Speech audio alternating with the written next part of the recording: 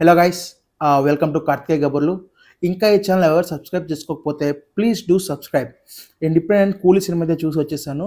High ఎక్స్పెక్టేషన్స్తో అయితే cinema అయితే release అయ్యింది. అండ్ లోకేష్ కనగరాజన్ డైరెక్షన్ తోటి అండ్ రజనీకాంత్ హీరోగా and special characters, especially Nagarjuna విలన్గా అయితే ఈ సినిమాలో అయితే ఉన్నాడు. మంచి ఎక్స్పెక్టేషన్స్తో వచ్చింది. సినిమా చూడగానే లిటరలీ డిసప్పాయింటెడ్ అయిపోయాను.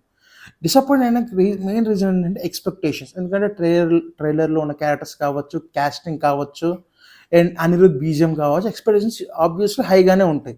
సో, దానివల్ల నేను కొద్దిగా డిసప్పాయింట్ అయ్యాను. సెకండ్ థింగ్ ఏంటంటే ah, casual routine revenge drama and రజనీకాంత్‌కి మంచి ఎలివేషన్స్ అయితే పడ్డాయి.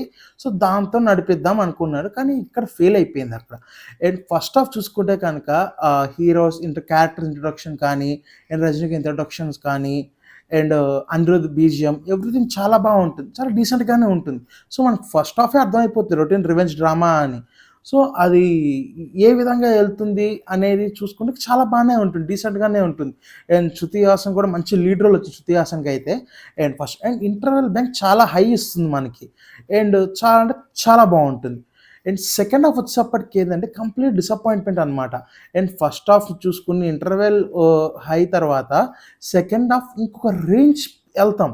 కానీ ఆ రేంజ్ రీచ్ అవ్వదు. అండ్ మనకి ఫైట్స్ దగ్గర ఇచ్చే బీజీఎం కానీ అవన్నీ చాలా బావుంటాయి. రజనీకాంత్ గారి కోసం ఒకసారి సినిమాలో చూడడం తప్పే లేదు. అండ్ ఆ హీరోకిచ్చే ఎలివేషన్స్ అండ్ లోకేష్ కనగరాజన్ ఇస్తాడు. అండ్ అనిరుద్ బీజీఎం కూడా గట్టిగా కొడతాడు. సో, ఆ ఎలివేషన్ స్పాట్ వరకు సినిమా సక్సెస్ అయిందని చెప్పొచ్చు. బట్ స్టోరీ పరంగా, కంటెంట్ పరంగా అయితే ఫెయిల్ అయిపోయింది. అండ్ కొన్ని క్యారెక్టర్స్ నాకైతే Upender character, Aamir Khan character unnecessary అనిపించింది. అసలు ఆహ్, దీన్ని స్టాండ్ అలోనే చేయడం చాలా మంచిదనిపించింది ఎల్‌సీయూలో కలుపుకొని. ఎందుకంటే క్యారెక్టర్స్ ఎక్కువయ్యే కొద్దీ మనకి ఎక్స్‌పెక్టేషన్స్ ఎక్కువైపోతాయి. క్యారెక్టర్స్ ఎక్కువైపోయేసప్పటికి ఎవరికి ఎంత స్క్రీన్ స్పేస్ ఇయ్యాలో, ఆ క్యారెక్టర్ అక్కడ ఇంపార్టెంటా కాదా అనేది ఇక్కడ తెలుసుకోలేదు సరిగ్గా. సో, 2 క్యారెక్టర్స్ హై చేయడానికి తీసుకున్న క్యారెక్టర్స్ తప్ప, ఆ 2 అన్నెసెసరీ క్యారెక్టర్స్.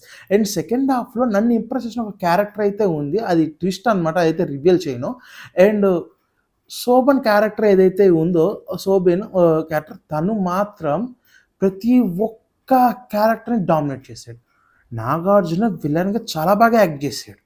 బట్ నాగార్జున ఈ రోల్‌కి ఈ కథని నేను 6 సార్లు విన్నా అని చెప్పాడు.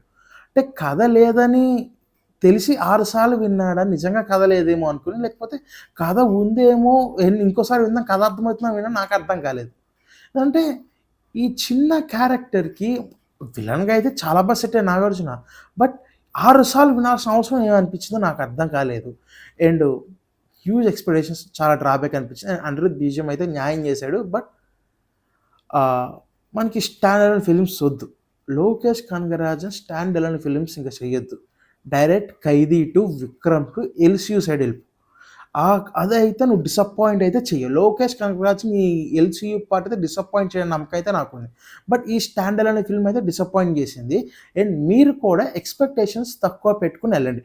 అండ్ పాటల విషయానికొస్తే పాటలు తమిళ్‌లో చాలా బావున్నాయి. తెలుగులో వరస్ట్ ఉన్నాయి. అండ్ వీడియోస్ కూడా అంటే డాన్స్ వీడియోస్ 'మోనిక' ఒక్కటి కొద్దిగా బాగుంది. కానీ మిగతా అంతా నాకేమంటారు ఆ పవర్ హౌస్ అంటారు. అసలు ఆ పవర్ హౌస్ ఏంటా అని ఆ పవర్ హౌస్ మీద మంచి ఎక్స్‌పెక్టేషన్స్ ఉన్నాయసలు. అంటే మనకి 'డీజే టిల్లు 2లో మనకి సిద్దుతో ఒక డైలాగ్ ఉంటుంది. ప్లాన్ అంటే ఇటు నుంచి 'త్రిబుల్ ఆర్' సినిమా ఇంటర్వెల్ లాగా పుల్లు, సింహాలు దూకుతాయి అనుకున్నాం. ఆ రేంజ్‌లో పవర్ హౌస్ అనుకుంటాం మనం. కానీ అంత ఉండదక్కడ. పవర్ హౌస్ చిన్న అదొక అది కూడా ట్విస్ట్ నేను చెప్పను. అంత ఎక్స్‌పెక్టేషన్స్ పెట్టుకున్నాం పవర్ హౌస్ అంటే ఏంటో కూడా అనేది. అంటే ఇచ్చిన ట్రైలర్‌లు కానీ, ఇచ్చిన బ్యాక్‌గ్రౌండ్ మ్యూజిక్ కానీ, ఇచ్చిన చాలా ఎక్స్‌పెక్టేషన్స్ పెట్టుకుంటాం మనం. ఎలివేషన్స్ ఉంటాయని. బట్ అవన్నీ సింపుల్ సిల్లీ థింగ్స్ అది. ఎస్పెషల్లీ మోస్ట్ జోక్ అంటే 'అమీర్ ఖాన్' కేమియో. చాలా అంటే చాలా వరస్ట్ కేమియో అది 'అమీర్ ఖాన్‌దయితే మాత్రం. And 'Upender' unnecessary. అసలు 'ఉపేందర్‌ని' పెట్టాల్సిన అవసరం కూడా లేదు. 'నాగార్జున' విలన్‌గా తీసుకున్నారు. ఓకే. 'నాగార్జున' నెగెటివ్ షేడ్ చూసాం. అది హ్యాపీ.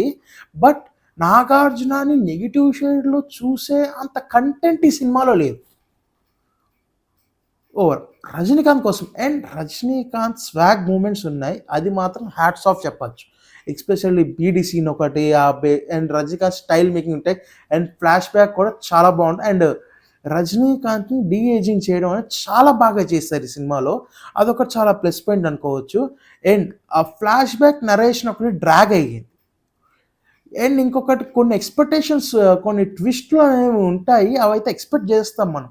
ఓవరాల్‌గా మనకేంటంటే ఈ 'కూలీ' అనే సినిమా రజనీకాంత్ కోసం వెళ్తే మీకు ఎక్స్‌పెక్టేషన్స్ తక్కువ పెట్టుకొని రజనీకాంత్ కోసం వెళ్తే నచ్చుతుంది.